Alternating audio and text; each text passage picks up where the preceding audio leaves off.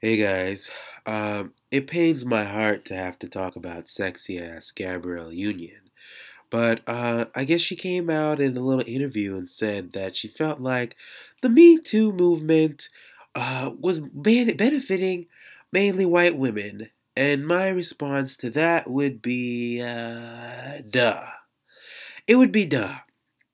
Now, the reason why I really want to talk about this is because, if we just go back a little bit, just venture back, you might remember it was a little movie that was supposed to be a huge success that starred Gabrielle Union in it called A Birth of a Nation, also starring Nate Parker, who was taken down by white women after a white woman who killed herself after being in, what was it, a gangbang? What was it that happened with her? A threesome?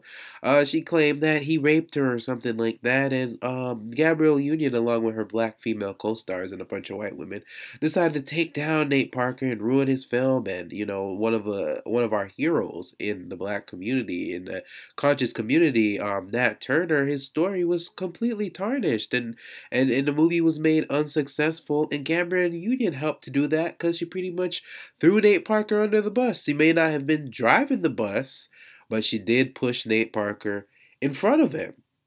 Now, I'm not making this video to go in on Gabrielle Union or to drag Gabrielle Union, but let me read some of her comments here and let me show you the point that it is that I'm trying to make. So here's a quotation from her. But let me read the framing of it. So Union, who discusses her rape in the book, said the Me Too #Me Too movement have been powerful, but she wishes more women of color were included in the conversation. And this is just something I hear black women and other women of color say every single day, and it makes me wonder, at what point do you stop asking that and start realizing that these women, that the reason why you're not a part of it, I'm getting ahead of myself. I'll get to that point.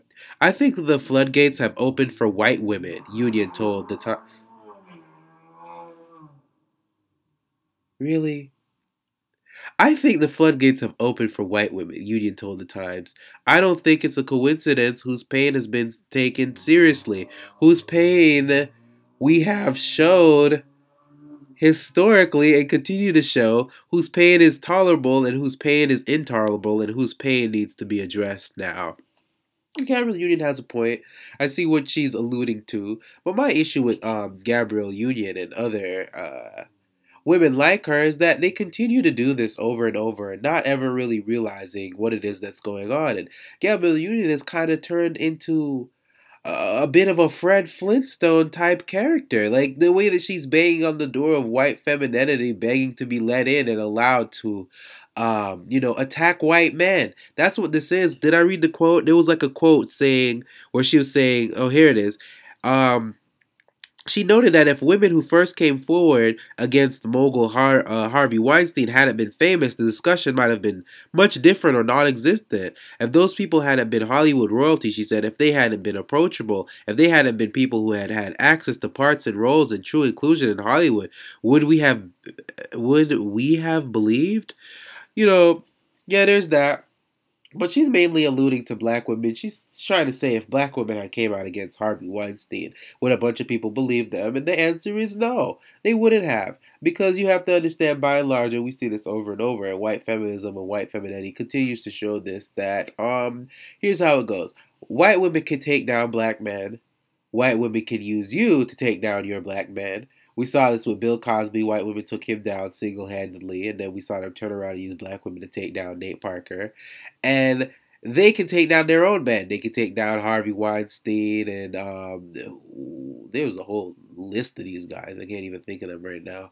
And they have that ability, but you can't take down their men. That's how it works. You don't get to do that. You don't get to to ruin white men's career. That's not how it works. You have to be investigated. Just like with Lupita Nyong'o, the only person that Harvey Weinstein felt like he could try to deny her story. Now everybody else, oh yeah, I did it, I did it. Oh yeah, I did it. But then when Lupita Nyong'o came out, oh, all of a sudden, Harvey Weinstein, he notices some discrepancies in the story. She's not completely honest in what she's saying.